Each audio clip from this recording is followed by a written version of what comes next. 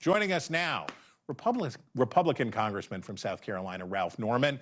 Congressman, welcome. I know that you and your constituents are dealing with the aftermath of Hurricane Helene this morning. How's your community? How are your folks holding up under this? Well, we got a crisis in certain parts, Chris, the western part to be exact. I got a call early this morning in one of the counties in Buncombe County where people are dying. Stores are being looted. We're trying to get both governors, Cooper and McMaster, to sign off on an MOU to get help. But we probably have over 1 million people in the western side of South Carolina that have been devastated. And it's an urgent call for help, and hopefully we'll get groups there. And I'm from Rock Hill, South Carolina. Our police and other sheriff is getting involved because people's lives are being lost.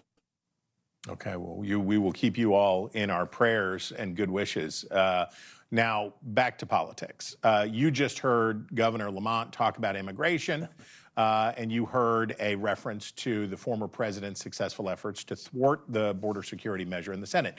You oppose that bill, and you did it, I'd say, on principled reasons, for your own reasons.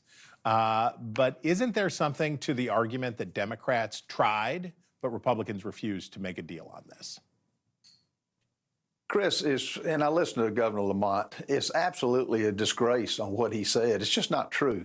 Let's take the so-called agreement, bipartisan, that was worked on. That let, as an example, 15,000 per day come in. We've already got 15 million. If this administration wanted to do anything about it, they would have done something day one, but they've done just the opposite. So what he said is just not true. That agreement was nothing but to give the Democrats cover. When you still let 15,000 per day that they had the right to do, that was in the agreement. And the devil is in the details on any of this, as you know. So it doesn't hold water. Look at the deaths that have happened from the illegals, and she's not going to do anything about it. She was the border czar, and what did she do the 3.5 years that she's been in office? Absolutely nothing.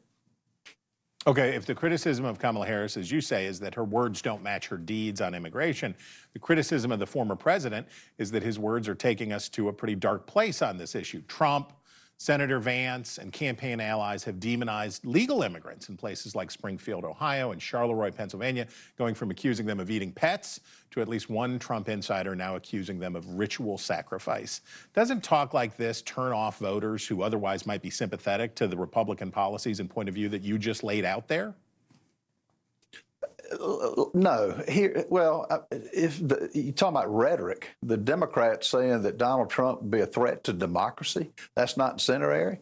No, Donald Trump's record speaks for itself. He had a strict policy on the border, and it's this administration that I don't think anybody can deny the numbers that are here. Look on your street in anywhere in America. We're all border states now, to the Mexican border and to the Canadian border. And no, the record of Donald Trump is being strict on immigration, and he would have never let the 15 million in. And when he becomes president, he's going to deport them, which is the right course of action. So his record speaks for itself, and the record for the Democrats on what the Harris administration has done speaks for itself.